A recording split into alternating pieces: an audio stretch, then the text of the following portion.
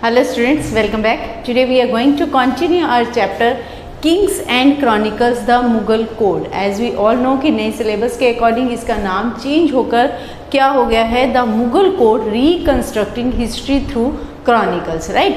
इससे पहले इस चैप्टर के दो जो लेक्चर्स हैं वो ऑलरेडी अपलोड हो चुके हैं. तो before going through this lecture it's necessary that you must have to go through those two lectures, क्योंकि पहले वाले दो लेक्चर्स से को अगर आप अच्छे से समझ पाएंगे तो तभी आपको ये जो लेक्चर है ये अच्छे से समझ में आएगा. अब इस लेक्चर में हमने बात करनी है regarding the capitals and codes as the name indicate. Capital यानी कैपिटल सिटी कौन सी थी और कोर्ट यानी दरबार कि मुगल राजाओं का दरबार कैसा होता था, उसमें किस तरीके से आया जाता था, लोगों की एक्टिविटीज़ क्या रहती थी, राइट. अब सबसे पहले हम बात करते हैं कैपिटल्स की. कैपिटल्स क्या थी? The heart of Mughal empire was the capital city. जो मुगल अम्पायर का हार्ट था यानी दिल था वो क्या था? Capital city. अब इसको यहाँ आपका फिर से क्वेश्चन आता है कि why the capital city were known as the heart of Mughal empire. Capital city को मुगल अम्पायर्स का हार्ट क्यों कहा जाता था, दिल क्यों कहा जाता था?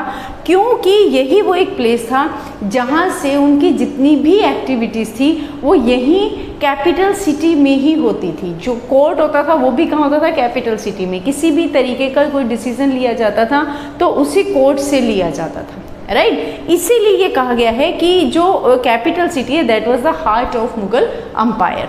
Always court was assembled here. हमेशा कोर्ट दरबार यानी जो राजा का दरबार लगता था वो कहाँ लगता था? कैपिटल सिटी में. Mughals used to change the capital during 16th to 17th century. अब मुगल साम्राज्य में मुगल जो रूलर्स थे वो भी उनसे पहले भी हमने पढ़ा इब्राहिम लोदी और दूसरे जो रूलर्स थे कितनी डायनेस्टीज आई. हर डायनेस्टी में जो कैपिटल सिटी है वो चेंज होती रही है. कभी एक बनी तो कभी दूसरी बन गई, राइट. इसी तरीके से मुगल अम्पायर भी जो थे वो भी अपनी कैपिटल सिटी को चेंज करते रहते थे. और ये चेंज मोस्टली कब आए? मुगल अम्पायर का between the 16th and 17th century. Babur captured Lodi capital of Agra. जब बाबर ने इब्राहिम लोधी को पानीपत की लड़ाई में जब इब्राहिम लोधी को हराया था, as in early we have discussed in very starting first lecture में, तो उस समय में कैपिटल कौन सी थी? Capital was Agra. In 1560 Akbar constructed a red fort in Agra. 1560 में अकबर ने रेड फोर्ट कंस्ट्रक्ट किया, रेड फोर्ट का निर्माण किया. यहाँ फिर से आपका 1 मार्क क्वेश्चन है, who constructed red fort in Agra and when? Akbar ने किया. कब किया? 1560s में. And in 1570s he decided to shift his capital to Fatehpur Sikri where Dargah of Sheikh Salim Chishti is situated. और लेटर ऑन उसने क्या decide किया कि पहले जहाँ कैपिटल आगरा थी अब वो उसने कैपिटल 1570s में उसने कैपिटल कहाँ पर शिफ्ट की?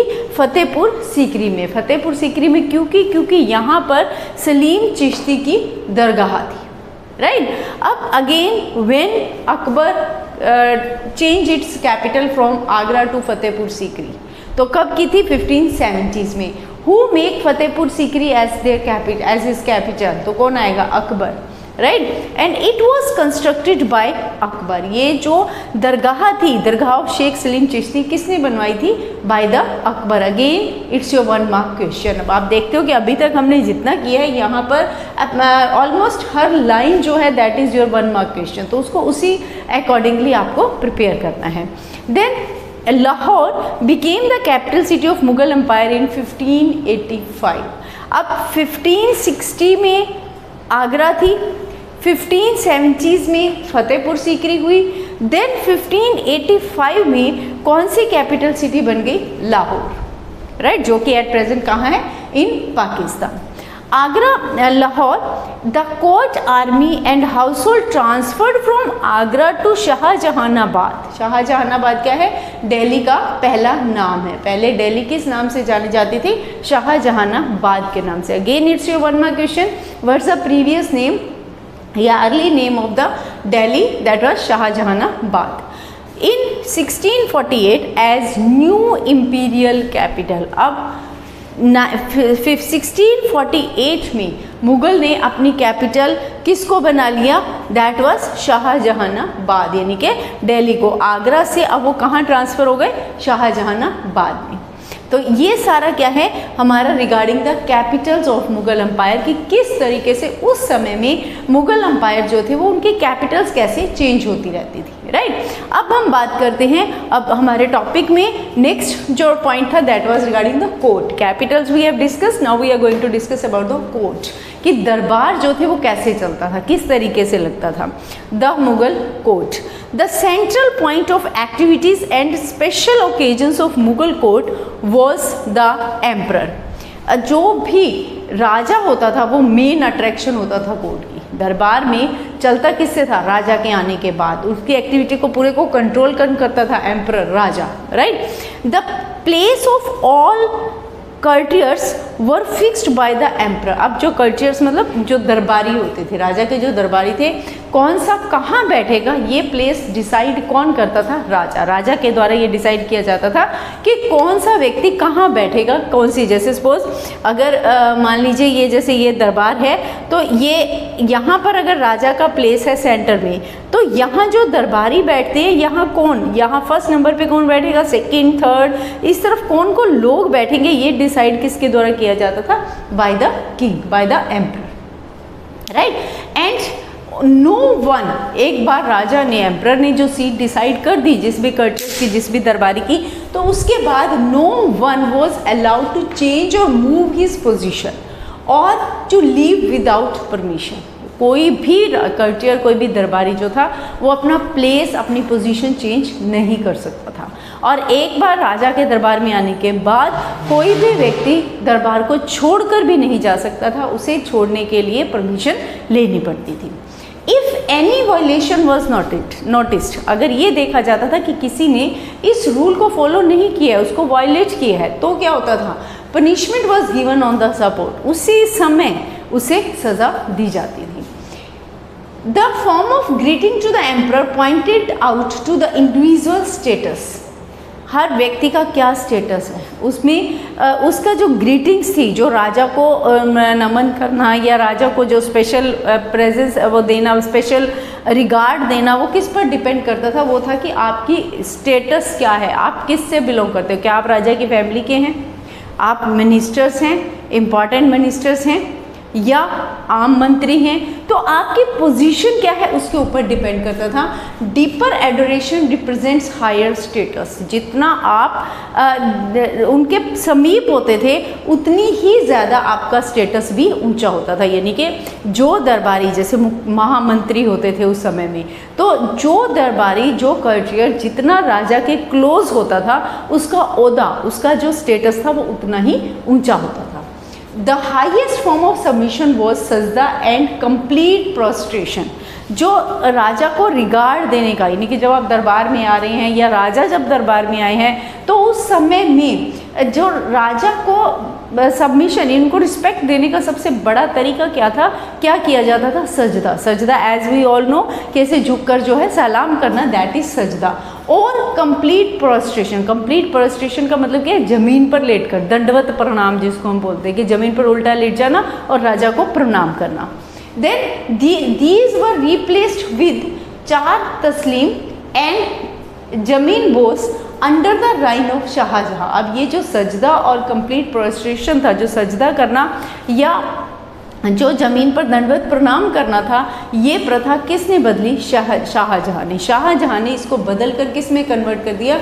4 तस्लीम और या फिर जमीन बोस। जमीन बोस का मतलब है ज़मीन को छूना, यानी ज़मीन को प्रणाम करना, इतना झुकना कि ज़मीन को टच करके उसका राजा को प्रणाम करना। And the ambassadors who presented to the Mughal ruler were expected to offer a pleasing form of greeting.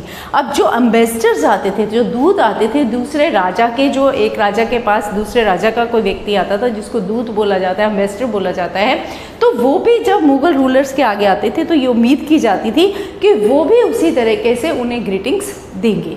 Then the emperor activities were started. अब राजा की जो शुरुआत थी दिन की वो कैसे होती थी?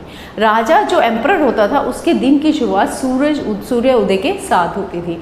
सूर्य उदय होते ही जब वो उठते थे तो सबसे पहला काम क्या था, इंडिविजुअल रिलीजियस प्रेयर, भगवान का नाम लेते थे, राइट। उसके बाद later jharokha darshan was introduced by Akbar. इसके बाद झरोखा दर्शन होता था। झरोखा दर्शन किसने इंट्रोड्यूस किया था, अकबर ने। Again your one mark question, who introduce jharokha darshan. और ये झरोखा दर्शन क्या था कि प्रेयर वगैरह करने के बाद राजा जो था एक उसमें आगे जो था एक झरोखा टाइप बना होता था, जैसे कि वो खींच के थोड़ा बहुत, जैसे आप अगर वहाँ जाते हैं ताजमहल देखने जाते हैं तो ताजमहल में आप देखो जगह जगह पर वो होल वाला वो बने हुए हैं, तो उससे क्या है कि वो पूरी तरह पिक्चर दिखाई नहीं देती लेकिन थोड़ा उधर से दिखाई देता है, राइट। तो ऐसे ही उस समय में भी झरोखा दर्शन, झरोखे से देखा जाता था जिसमें कंप्लीटली आगे नहीं आता था राजा, एक प्लेस बना होता था जहाँ से राजा जो है ऊपर आता था और वहाँ से नीचे जो थे आम लोग खड़े होते थे जो कि राजा को देखते थे, उसको क्या बोला जाता था, झरोखा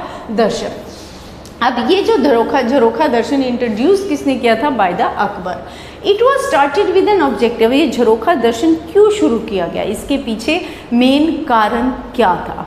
it was objective of broadening the acceptance of the imperial authority as a part of popular faith, ताकि लोग सुबह डेली अगर अपने राजा को देखेंगे, उसका झरोखे दर्शन करेंगे, तो उन्हें के माइंड में कहीं ना कहीं रहेगा कि राजा उनके लिए सब कुछ है, राजा के प्रति उनकी निष्ठा ज़्यादा मायने रखती है, राइट। यू कैन से कि फीलिंग ऑफ नेशनलिज्म एक तरह से डेवलप करना उन लोगों में कि वो अपने राजा के लिए कुछ भी करने को तैयार रहेंगे। तो एक बाउंडेशन, एक बाउंड बनेगा राजा और प्रजा के बीच में। The emperor used to move towards Diwane Khas to meet primary work of his government. इसके बाद पहले राजा क्या करते थे, भगवान का नाम लेते थे, प्रेयर्स करते थे, उसके बाद झरोखा दर्शन देते थे। झरोखा दर्शन के बाद फिर कहाँ जाते थे राजा, दीवाने खास में। अब दीवाने आम में, दीवाने आम में क्या था, दीवाने आम एक उस हॉल को या उस प्लेस को बोलते थे जहाँ बैठकर राजा जो था अपनी गवर्नमेंट, अपने किस तरीके से काम करने, अपने मंत्रियों के साथ मिलकर बैठते थे, किस तरीके से क्या हो रहा है, क्या अचीव किया, क्या अचीव करना है, मतलब पूरी रिपोर्ट जो थे वो दीवाने आम में बैठकर लेते थे। आफ्टर दैट दीवाने आम में जाने के बाद फिर वो कहाँ जाते थे, दीवाने खास में। अब दीवाने खास क्या था, discussed important as well as secret issue with the minister. इसमें सभी दरबारी नहीं होते थे, कुछ चुनिंदा मिनिस्टर्स होते थे, उनके साथ सीक्रेट मीटिंग की जाती थी, राइट। तो वो क्या था, दैट वाज दीवाने खास, यानी सीक्रेट प्लानिंग होती थी, सीक्रेट मीटिंग्स होती थी। तो वो कहाँ की जाती थी, दीवाने खास में भी। यहाँ आपसे डिफरेंस पूछा जा सकता है, दीवाने आम और दीवाने खास में क्या डिफरेंस था। दीवाने आम में क्या था, गवर्नमेंट की, उनकी जो लोग हैं या उनकी जो गवर्नमेंट है वो किस तरीके से काम कर रही है, मुगल एम्पायर कैसे वर्क कर रहा है, उसके बारे में रिपोर्ट ली जाती थी। और दीवाने खास में स्पेशल रिपोर्ट्स तैयार की जाती थी, सीक्रेट प्लानिंग की जाती थी, सीक्रेट जो इश्यूज थे उनके ऊपर चर्चा की जाती थी। कुछ चुनिंदा यानी जो बहुत ही नियर एंड डियर मिनिस्टर्स होते थे राजा के, उनके साथ बात करते थे, राइट। ये हमारा क्या हो गया, रिगार्डिंग द कोड्स। के बाद जो नेक्स्ट टॉपिक है हमारा, that is title and gifts, कि किस तरीके से राजा जो थे, एम्परर जो थे, उन्हें टाइटल्स दिए जाते थे। टाइटल्स कैसे, जैसे आपने सुना होगा महाराजा धीराज 1008, वो क्या, that is a title, right. तो इस तरीके से उन्हें टाइटल दिए जाते थे। अब वो टाइटल्स और इसके अलावा जो गिफ्ट्स थे वो राजा को कब देते थे, किन मौकों पर दिए जाते थे। तो many grand titles were accepted by the Mughal emperor at the time of ceremony of crowning. जब उनको क्राउन दिया जाता था, यानी जब उन्हें ताज पहनाया जाता था, राजा बनाया जाता था, उस समय में उन्हें टाइटल्स दिए जाते थे। और या फिर जब आफ्टर विक्ट्री ओवर एनिमीज, कोई भी युद्ध जीत कर राजा आता था तो उसके बाद उन्हें टाइटल दिए जाते थे, राइट। अब courtiers never went to the king empty hand. राजा के दरबार में कोई भी दरबारी अगर जाता था तो वो खाली हाथ नहीं जाता था। उस समय में जब ये सेरेमनीज होती थी तो हर दरबारी कुछ न कुछ गिफ्ट लेकर राजा के लिए जाता था। अब ये किस तरीके से होते थे, they always provided a small sum of money. ये गिफ्ट या तो पैसे के रूप में, स्मॉल सम, छोटा अमाउंट, जिसको क्या नाम दिया गया, नज़र, जैसे हम कहते हैं नजराना पेश करना, राइट। तो राजा के दरबार में राजा के नज़र किए जाते थे, यानी छोटा अमाउंट दिया जाता था या फिर बहुत बड़े अमाउंट में भी पैसे दिए जाते थे। Except that in diplomatic relations, अगर दो राज्यों को दो एम्बेसडर जो हैं, एक राज्य का दूसरे राज्य में आ रहा है, तो दो अलग अलग सिटीज़ के बीच में अगर रिलेशन एस्टैब्लिश करना है दो स्टेट्स के बीच में, तो वो जो डिप्लोमेटिक रिलेशंस होते थे उसमें भी क्या थे, presents were consider as a symbol of dignity यानी सेल्फ रिस्पेक्ट एंड एस्टिमेशन। तो उस समय में जो ये प्रेजेंट्स थे, जो गिफ्ट दिए जाते थे, वो डिग्निटी का एक सिंबल माने जाते थे, सेल्फ रिस्पेक्ट का, कि जो एक का राजा दूसरे राजा को दे रहा है, या वहाँ का अम्बेसडर, राजा खुद नहीं आते थे, अम्बेसडर भेजा करते थे, राइट, कि एक राजा का अम्बेसडर दूसरे राजा के लिए गिफ्ट लेकर जाता था राजा की तरफ से, तो वो किस चीज़ को शो करता था, डिग्निटी एंड एस्टिमेशन, राइट। तो ये हमारा आज के लेक्चर के बारे में था। तो आज हमने किसकी बात की है, we discuss regarding the courts and capitals as well as regarding the title and gifts. Clear.